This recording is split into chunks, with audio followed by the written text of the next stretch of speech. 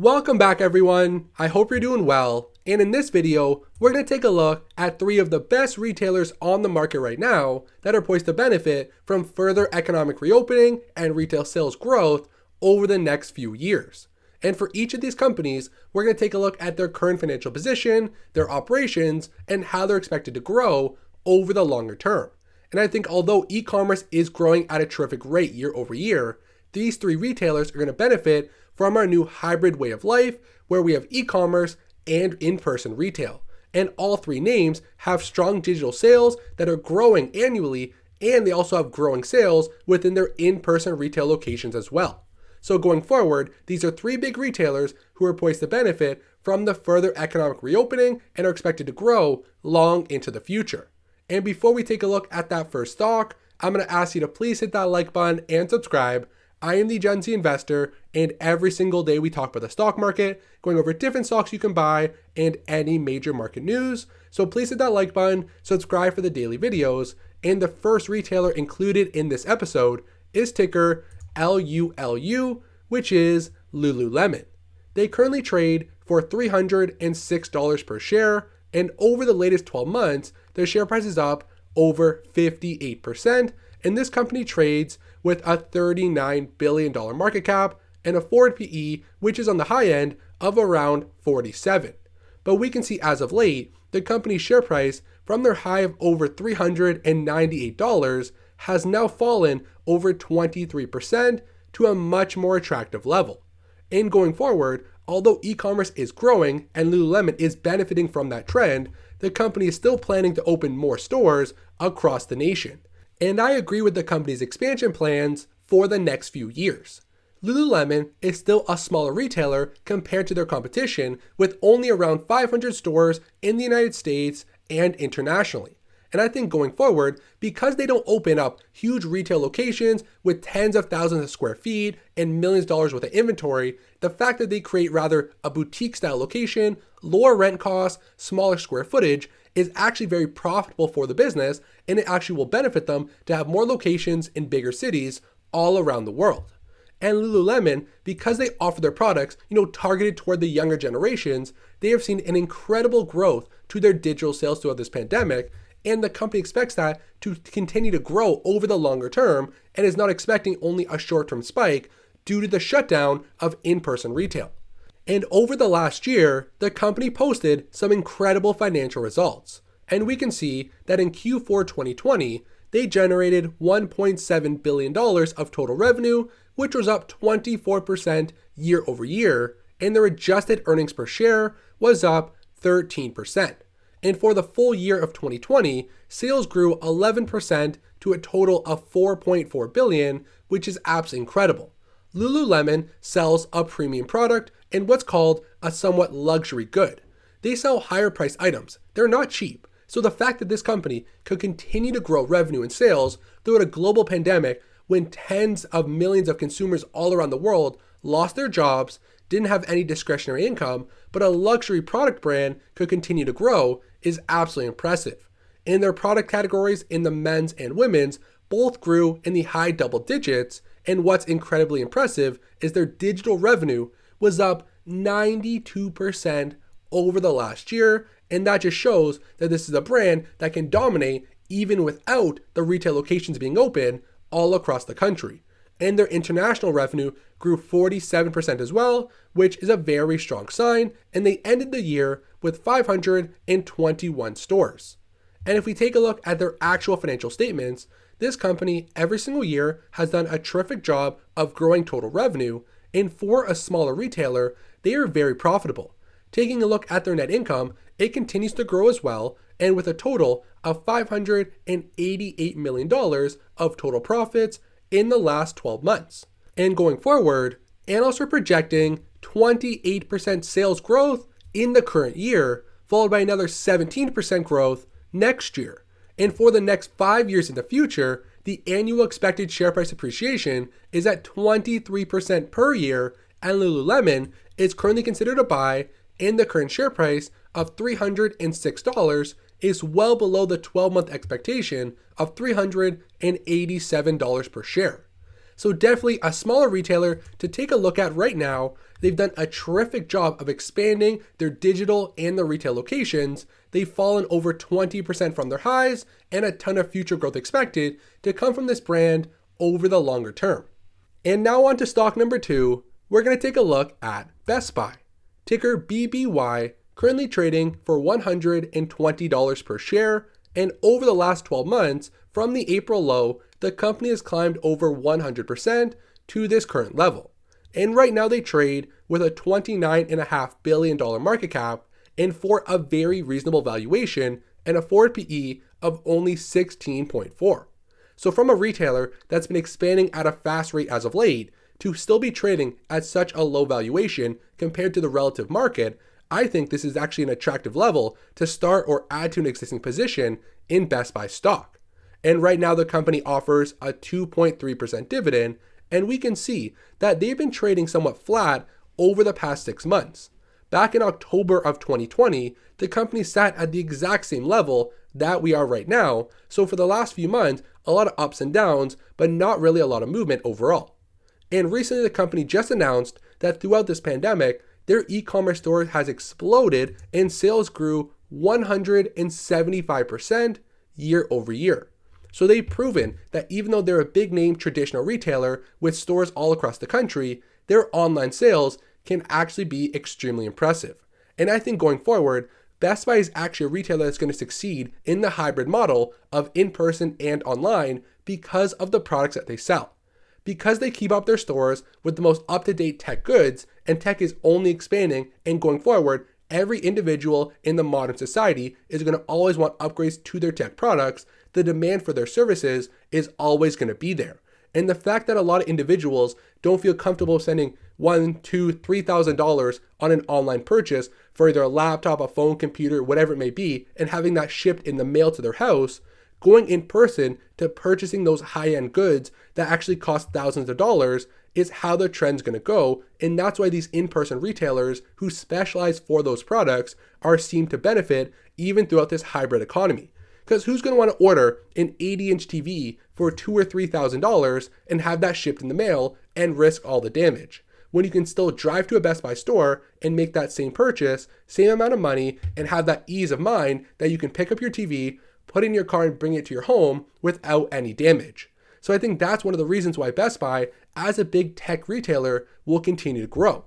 And this company is still very innovative. And they have just announced that they're testing a new membership program that will include some perks like unlimited tech support, free shipping, and exclusive member pricing. So I think this could actually work. Right now it's called Best Buy Beta. They're still testing it out. But if this is successful, I think it will bring in some recurring revenue and offer services that will really be attractive to the consumer, like the free shipping, like the unlimited tech support, and I really like the exclusive member pricing, and that could really be a driver to get new people to sign up for this service.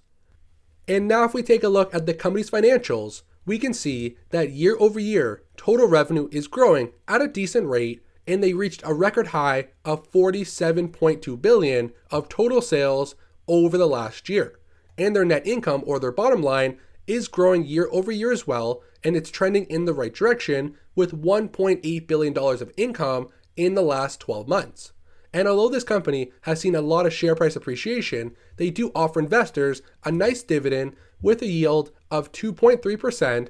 They only pay out 38% of their net income, and they are a massive dividend growth company, averaging over 19% annual dividend growth for the last 5 years, which is absolutely incredible.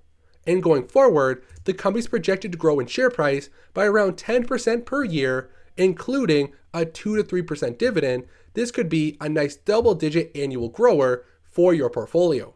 And although right now they are considered a slight buy or just a weak hold, and the company's trading right around their 12-month price target. So I think Best Buy is still a retailer that's going to grow over the long term. We discussed why. They have strong digital sales, the company's still innovative with a potential membership program, and I think there's always going to be demand for their in-person locations because of the nature of the purchases, and a lot of people are not tech savvy and need help from the in-person workers to get advice on different products and services. So definitely a company to take a look at if you want some exposure to the retail space. which is expected to boom over the next few months as the economy begins to reopen. And now we're going to move on into the third and final big retailer included in this episode, and that is Walmart, ticker WMT. They currently trade for $140 per share, and over the latest 12 months, the share price is up only 11%. And recently, from their high at over $152, the share prices have now fallen over 8%.